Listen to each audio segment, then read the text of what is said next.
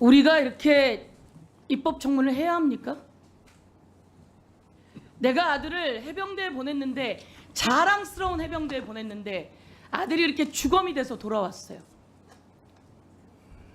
그러면 그것에 맞게 우리 임성근 사단장, 예, 제가 사단장으로서 책임을 지고 사의를 표합니다, 이러면 됐잖아요. 그리고 그렇게 했잖아요. 그렇죠? 네, 했습니다. 그렇게 했어요. 그리고 박정훈 대령이 사단장, 얘야, 여러 명이 과실치사가 있습니다. 그렇지만 이런 내용 경찰이 확실하게 살펴보세요, 수사하세요 라고 보냈어요. 그렇죠? 박정훈 대령? 네, 맞습니다. 그렇게 했으면 됐어요. 이종섭 장관이 거기에 서명했어요. 그러면서 대변인에게 물어봤잖아요. 사단장까지 넣는 것에 대해서는 어떻게 봐? 예, 확실하게 수사하는 모습이라 보기 좋겠습니다. 그래? 그럼 그렇게 하자라고 결정한 거 맞아요, 안 맞아요? 이종섭 장관. 그 정확하게 말씀드리면은 맞아요, 안 맞아요? 그렇게 해서 결정한 거 맞아요, 안 맞아요? 제가 발언한, 맞죠? 제가 말한 내용은 약간 다릅니다. 자, 제가 사단장에 대해서 정리할게요. 어떻게 생각하냐를 물은 게 아니고 의견이 뭐냐 이렇게 물었던 겁니다. 뭐가 뭐냐고요? 제가 사단장에 대해서, 사단장이 포함된 것에 대해서 어떻게 생각하느냐를 물은 것이 물은 아니고 건 아니고 어떻게 생각하느냐, 의견이 뭐냐. 어떻게 생각하느냐라고 했더니 대변인이 잘 정리된 것 같습니다. 그래? 그럼 그렇게 하지라고 결제한 거 맞지요? 이렇게 가면 되는 겁니다. 그래서 경찰에서 수사하면 되는 겁니다. 그리고 우리는 해병 가족에게, 그리고 최 해병 가족에게 죄송하고 최 해병의 명복을 빌고 다시는 이런 일이 일어나지 않게 하면 되는 겁니다. 그런데 어느 날부터 꼬였어요.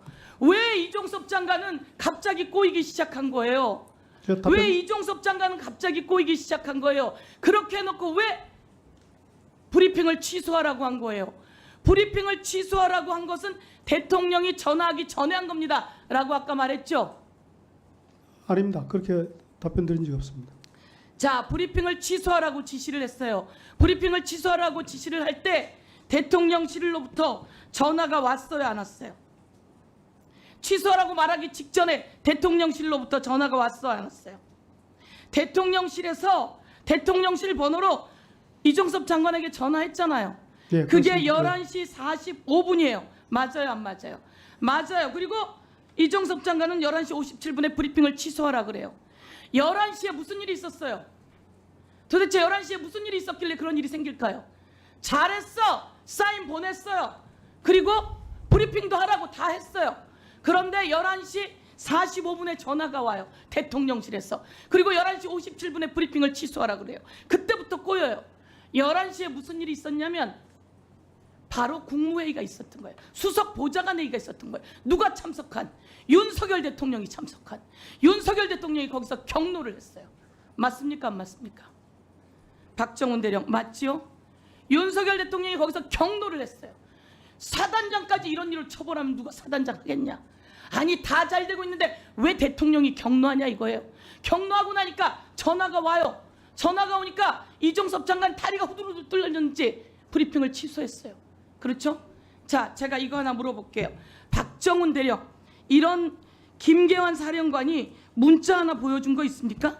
신범철 국방부 차관의 문자 보여준 거 있습니까? 문자를 보여준 것이 아니라 문자를 저에게 읽어줬습니다. 문자를 읽어줬습니까? 예, 맞습니다. 예. 신범철 국방부 차관의 당시 차관의 문자가 온 것을 읽어줬습니까? 당시 사령관 직무실에서 저와 한 2m에서 3m 정도 이격된 거리, 그 사령관은 본인의 직무 책상이 있었고 저는 이제 보고자용 책상 거리에 이격돼 있었는데 사령관이 저에게 차관 지시사항, 해병대는 왜 말을 하면 말을 안 듣는 것이냐라고 정확하게 문자를 저한테 읽어줬습니다.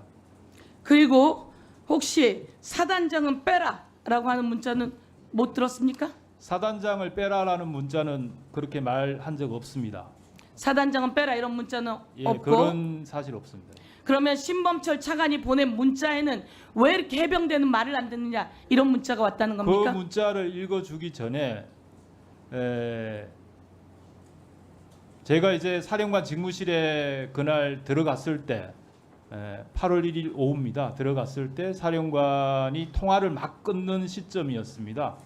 이제 그 통화의 상대방은 법무관리관이었고, 그래서 제가 사령관에게 사령관님, 법무관리관이 이제 수사단장하고 대화를 해도 대화가 되지 않으니 사령관에게 직접 하는 것 같습니다라고 하고 이제 사령관이 이제 통화를 끝냈습니다.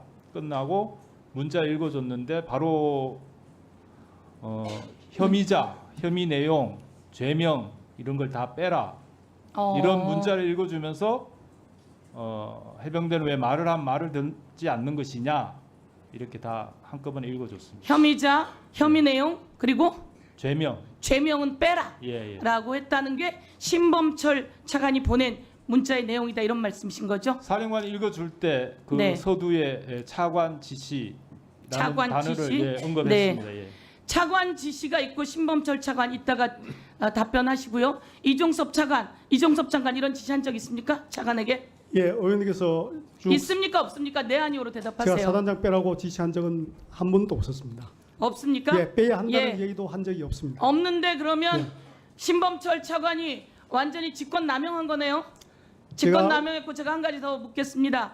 그리고 이시원 우리 그 공직기강 비서관 그 행정관을 시켜서 국가수사본부에 연락했습니까? 반복적으로 말씀드리게 됩니다만 지금 수사 중인 사안과 관련해서 예. 박 의원님께 우리가 나온 답변드리고 모든 있습니다. 자료에는 윤석열 대통령의 대통령실 공직기강 비서관실에서 국가수사본부에 전화를 해서 그 수사 기록을 회수하겠다라고 이렇게 했고 그리고 검찰 단장이 회수하러 갔다 이렇게 모든 기록이 나와 있어요. 그런데 답변 못하겠다 이거죠. 이것은 완전히 직권남용이고 국기문란이다 이렇게